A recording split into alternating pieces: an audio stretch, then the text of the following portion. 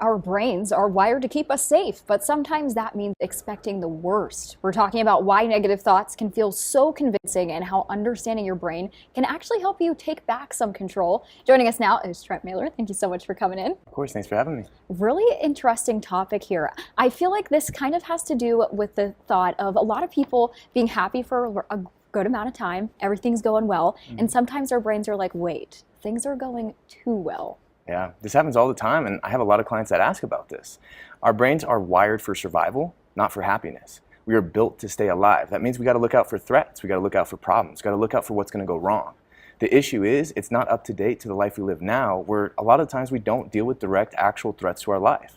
And that's what gets in the way of our happiness, is we're so much looking out for these problems and issues issues that could cause a problem with our survival, that we actually get in the way of our own happiness.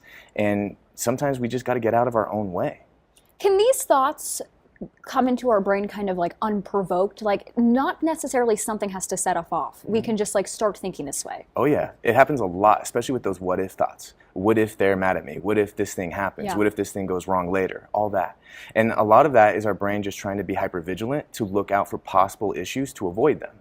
But sometimes we just got to accept that issues can happen, and we got to roll with what is going on so we can get back into the happiness. Okay, how do we kind of backtrack? Let's talk about, instead of jumping to that worst case scenario, how do we almost rewire our brains to let us just enjoy life when it's going good? Absolutely. It's a lot of practice. And I have a skill that I like to use called the 3 A's. So there's 3 parts of it. The first part is alarm, then assess, then act. So the alarm part is recognizing it's happening. I'm in alarm right now, something's going wrong, or it feels like it's going to go wrong. Then I assess, am I actually in danger? Is something actually happening right now, or is it just a fear? Is it just a worry? Is it just a concern? And then the next step, the act step, is what can I do right now to move forward that I can actually control? And once we keep it really small and minimal to what's actually happening and controlling those controllables, a lot of times we start to feel that happiness come back and we feel ourselves just relax. Let's say you have like a big event coming up or, you know, just something that you're dwelling over.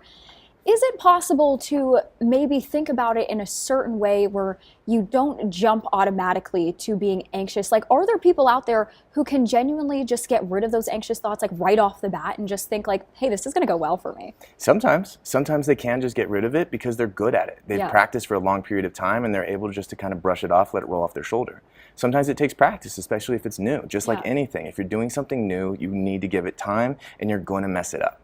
So it's having that grace for ourselves that this is just going to happen, catching ourselves doing it, and then getting back on track again. And the more you do it, the easier it gets. It seems like these anxious thoughts seem to be a lot more convincing to our brain and ourselves than positive, happy thoughts. Why is that? Because of that survival response. They've actually shown in research with relationships that one negative thing has the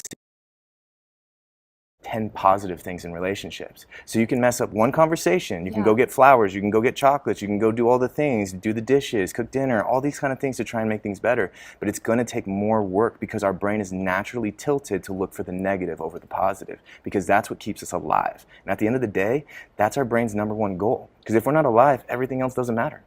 Very interesting. Don't tell my boyfriend that. I won't.